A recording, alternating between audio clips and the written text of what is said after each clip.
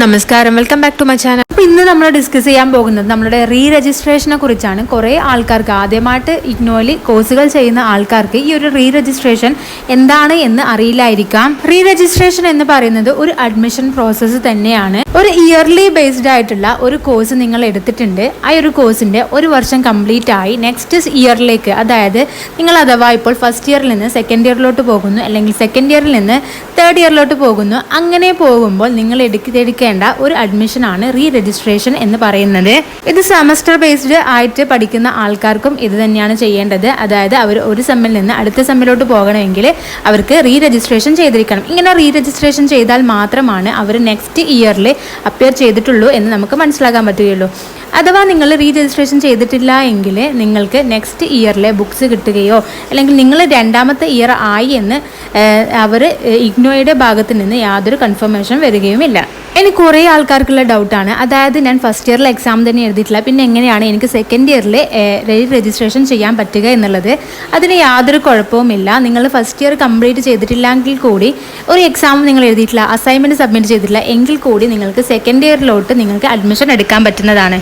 നിങ്ങളുടെ course correct time നിങ്ങൾ complete ചെയ്യണം എന്ന് ആഗ്രഹിക്കുന്നുണ്ടെങ്കിൽ നിങ്ങൾ ഈ റീ രജിസ്ട്രേഷൻ എന്നുള്ള പ്രോസസ്സ് കറക്റ്റായിട്ട് ഇയർ വൈസ്, നിങ്ങൾ ഇപ്പോൾ 2024 ജൂണിലാണ് നിങ്ങൾ അപ്ലൈ ചെയ്തത് എങ്കിൽ ഇനി 2025 ജൂൺ സെഷൻ നിങ്ങൾക്ക് അപ്ലൈ ചെയ്യാനുള്ളതാണ്. ഇത് നിങ്ങൾ 2024 ജൂണിൽ തന്നെ അഡ്മിഷൻ എടുക്കണമെന്നില്ല. അതിന് മുമ്പായിട്ട് നിങ്ങൾ അഡ്മിഷൻ എടുത്ത ആൾക്കാരാണെങ്കിലും നിങ്ങൾക്ക് ഇപ്പോൾ റീ രജിസ്ട്രേഷൻ ചെയ്യാവുന്നതാണ്. ഈ ഒരു റീ രജിസ്ട്രേഷൻ നിങ്ങൾ കറക്റ്റ് ടൈം ചെയ്തു വെക്കുകയാണെങ്കിൽ നിങ്ങൾക്ക് ഒരുപാട് ബെനിഫിറ്റ് ഉണ്ട്. അതായത് നിങ്ങൾക്ക് എപ്പോൾ വേണമെങ്കിലും എക്സാം എഴുതാം എന്നുള്ള ഒരു അവസ്ഥ നിങ്ങൾക്കുണ്ടായിരിക്കും. അതല്ല എങ്കിലും നിങ്ങൾക്ക് 1 ഇയർ കംപ്ലീറ്റ് ചെയ്യേണ്ടതായിട്ട് വരും. അത് നിങ്ങളുടെ കോഴ്സ് കംപ്ലീഷനെ ബാധിക്കും. നിങ്ങൾക്ക് നിങ്ങൾ റീ രജിസ്ട്രേഷൻ ചെയ്യാനായോ എന്നുള്ളത് അറിയില്ല എങ്കിൽ ഇഗ്നോയുടെ ഒഫീഷ്യൽ വെബ്സൈറ്റിലോട്ട് പോവുക. അതിൽ സ്റ്റുഡൻറ് സർവീസ് ഉണ്ടായിരിക്കും. അതിൽ നോ യുവർ സ്റ്റാറ്റസ് എന്നുണ്ടാവും. അതിൽ നിങ്ങൾ റീ രജിസ്ട്രേഷൻ ആയിട്ടുണ്ടോ എന്നുള്ളത് കറക്റ്റ് പറയുന്നുണ്ടായിരിക്കും. അതുപോലെ തന്നെ നമുക്ക് മെയിലായിട്ടും വരാറുണ്ട്. അതായത് നമ്മൾ അഡ്മിഷൻ എടുക്കുന്ന സമയത്ത് ഏത് മെയിലാണോ കൊടുത്തിട്ടുള്ളത് ആ ഒരു മെയിൽ ഐ ഡിയിലോട്ട് നമുക്ക് ഇമെയിൽ ആയിട്ടും വരും. ആർക്കൊക്കെ റീ രജിസ്ട്രേഷൻ ചെയ്യണം എന്നുള്ളതിന്റെ വീഡിയോ ഞാൻ ഓൾറെഡി ചെയ്തിട്ടുണ്ട്. അപ്പോൾ അതിന്റെ ലിങ്ക് താഴെ കൊടുക്കും. ഇനി അറിയേണ്ടത്, ഈ ഒരു റീ രജിസ്ട്രേഷൻ നമ്മുടെ എക്സാം ഒക്കെ കഴിഞ്ഞിട്ട് ചെയ്താൽ മതിയോ അതോ ഇപ്പൊ തന്നെ ചെയ്യേണ്ടതുണ്ടോ എന്നുള്ളതാണ്. നിങ്ങൾ റീ രജിസ്ട്രേഷൻ ചെയ്യാൻ ഉദ്ദേശിക്കുന്നുണ്ടെങ്കിൽ ആദ്യം തന്നെ ഇഗ്നോയുടെ ഒഫീഷ്യൽ വെബ്സൈറ്റിലോട്ട് പോവുക. അതിലുണ്ടാവും സ്റ്റുഡൻറ് സർവീസ് എന്ന് കാണും. ആ സ്റ്റുഡൻറ് സർവീസിലോട്ട് പോകുമ്പോൾ അതിൽ ഒരുപാട് ഓപ്ഷൻസ് ഉണ്ടായിരിക്കും. അതിൽ അഡ്മിഷൻ എന്നുള്ള ഭാഗത്ത് നിങ്ങൾ ക്ലിക്ക് ചെയ്യുക. അപ്പോൾ അഡ്മിഷൻ എന്നുള്ള ഭാഗത്ത് കുറച്ച് ഓപ്ഷൻസ് കാണാം. അതായത് നമുക്ക് ഏത് അഡ്മിഷനാണ് എടുക്കുന്നത്, apply for ODL programme, online programme, നമുക്കിപ്പോൾ വേണ്ടത് റീ രജിസ്ട്രേഷൻ ആണ്. അപ്പോൾ അതിൽ നിങ്ങൾ ക്ലിക്ക് ചെയ്യുക. നിങ്ങൾക്കിപ്പോൾ പുതിയ അഡ്മിഷനാണ് എടുക്കേണ്ടതെങ്കിലും ഈ ഒരു വഴി തന്നെയാണ് എടുക്കേണ്ടത്. അതിൽ മുകളിൽ കാണുന്ന ഓപ്ഷനാണ് നിങ്ങൾ ക്ലിക്ക് ചെയ്യേണ്ടത് എന്ന് മാത്രം. ഇപ്പോൾ ഇതിൽ നമുക്ക് കാണാം റീ രജിസ്ട്രേഷൻ ഫോർ ജൂലൈ 2025 സെഷനിലെ പോർട്ടലാണിത്. ഇതിലുണ്ട് 2025 session has been started. The last date is 13th June 2025 എന്ന് കൃത്യമായിട്ട് കൊടുത്തിട്ടുണ്ട്. നമ്മുടെ ഈ ഒരു റീ രജിസ്ട്രേഷൻ്റെ ലാസ്റ്റ് ഡേറ്റ് 13th ജൂൺ ആണ് കൊടുത്തിട്ടുള്ളത്. അപ്പോൾ ഈ ഒരു ഡേറ്റ് എന്തായാലും എക്സ്റ്റെൻഡ് ചെയ്യും. അപ്പോൾ നിങ്ങൾ എക്സാം ഇപ്പോൾ എഴുതിയതിനു ശേഷം നിങ്ങളുടെ അഡ്മിഷൻ പൂർത്തിയാക്കിയാൽ മതി. ഇതിന് താഴെയായിട്ട് കുറച്ച് ഇൻസ്ട്രക്ഷൻസ് പറയുന്നുണ്ട്. നമ്മൾ റീ രജിസ്ട്രേഷൻ ചെയ്യുമ്പോൾ എന്തൊക്കെ കാര്യങ്ങളാണ് ശ്രദ്ധിക്കേണ്ടത് എന്നുള്ളതിൻ്റെ കുറച്ചൊരു ഭാഗമാണിത്. അപ്പോൾ ഈ ഒരു അഡ്മിഷൻ പ്രോസസ്സും റീ രജിസ്ട്രേഷൻ പ്രോസസ്സും ഒക്കെ നടക്കുന്നത് നമ്മുടെ സ്റ്റുഡൻസ് പോർട്ടൽ വഴിയാണ്.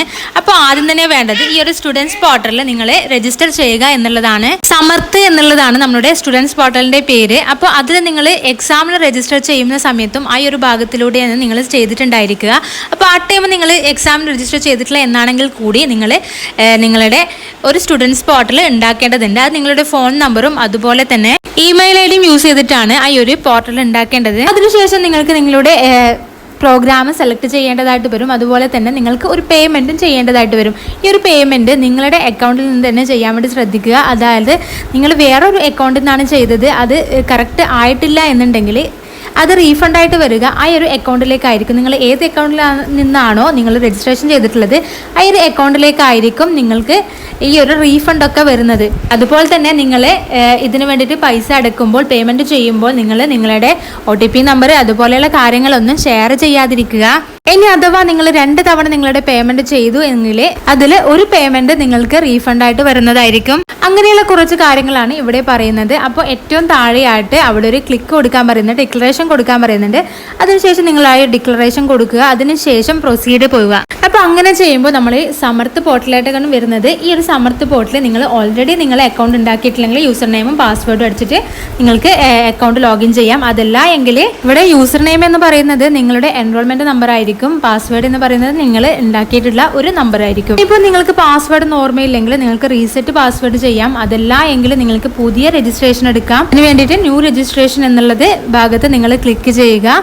അപ്പോൾ എല്ലാവർക്കും വീഡിയോ യൂസ്ഫുൾ ആണെന്ന് കരുതുന്നു. യൂസ്ഫുൾ ആയെങ്കിൽ please subscribe to my channel and thank U.